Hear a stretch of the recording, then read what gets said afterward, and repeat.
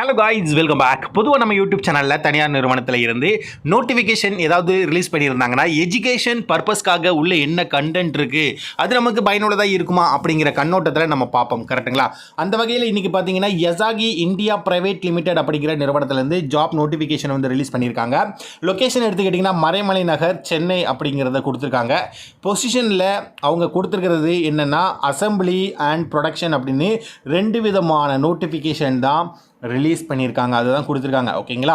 Salary package வந்து கொடுத்துருக்காங்க. இந்த ரேஞ்சுக்குள்ளே இருக்கும் அப்படிங்கிறதும் ஆஸ் பெர் கம்பெனி நார்ம்ஸ் பிரகாரம் அப்படிங்கிறதையுமே கொடுத்துருக்காங்க. ஓகேங்களா? பெனிஃபிட்டை பொறுத்த மட்டும் வரைக்கும் பிஎஃப் அண்ட் இஎஸ்ஐ அப்படிங்கிறத கொடுத்துருக்காங்க. இதை தொடர்ந்து எலிஜிபிலிட்டி கிரைட்டேரியாவில் வந்து என்ன கொடுத்துருக்காங்கன்னா 10th 12th டிப்ளமோ டிகிரி படித்தவங்க அப்ளை பண்ணலாம் அப்படிங்கிறத கொடுத்துருந்தாங்க. அதாவது 10வது படித்தவங்க அதை வச்சு விண்ணப்பிப்பாங்க, 12வது படித்தவங்க அதை வச்சு விண்ணப்பிப்பாங்க, சேம் டிப்ளமோவோ டிகிரியோ படித்தவங்க அதை வச்சு விண்ணப்பிப்பாங்க. ஜெண்டர் கேட்டகரியில் மெயில் ஃபீமேல் ரெண்டுமே கொடுத்துருக்காங்க. அதாவது ஆண்களாகட்டும் பெண்களாகட்டும் 2 பேருமே அப்ளை பண்ணலாம் அப்படிங்கிறத கொடுத்துருந்தாங்க. வீடியோவை பாய்ஸ் கேர்ள்ஸ் பார்த்துருந்தீங்கன்னா தயவு செஞ்சு ஒரு லைக்ஸை கொடுங்க. புதுசாக பார்த்தீங்கன்னா சப்ஸ்கிரைப் பண்ணிக்கோங்க. அண்டு இந்த மாதிரி சென்னையில் நோட்டிஃபிகேஷன்லாம் வந்தால் கண்டிப்பாக போடணும் பிரதர் நீங்கள் அப்படின்னா சென்னை ஜாப்ஸ்னு மறக்காமல் கமெண்ட் பண்ணுங்கள். சரிங்களா?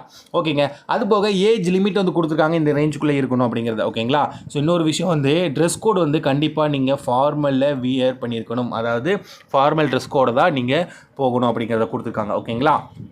அதுக்கப்புறமா ஒர்க்கிங் ஹவர்ஸ் 8 ஹவர்ஸ் ஒர்க்கு கொடுத்துருக்காங்க. 2 ஷிஃப்ட் கொடுத்துருக்காங்க. ஓகேங்களா?